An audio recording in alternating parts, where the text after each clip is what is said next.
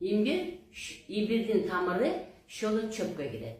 Имбир көп ооруларда жардам берет. Мисалы, инсульт, кант диабети, муун ооруларында дагы өтө чоң жардам берет. Жүрөк ооруларына алып келүүчү холестериндин деңгээлин төмөндөткөнгө дагы чоң жардам берет. Мээдеги эс тутумду жана концентрацияны жакшыртат.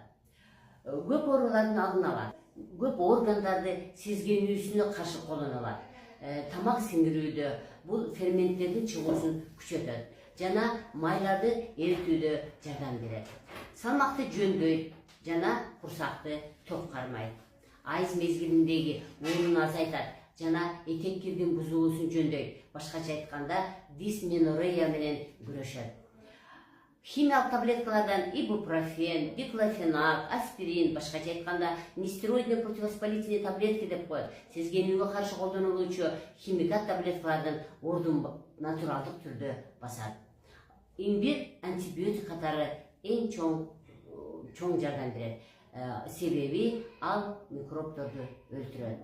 Сиздер табигый антибиотик, противовоспалительный таблеткалар менен колдонгуңуз келсе, анда имбирди ичиңиз.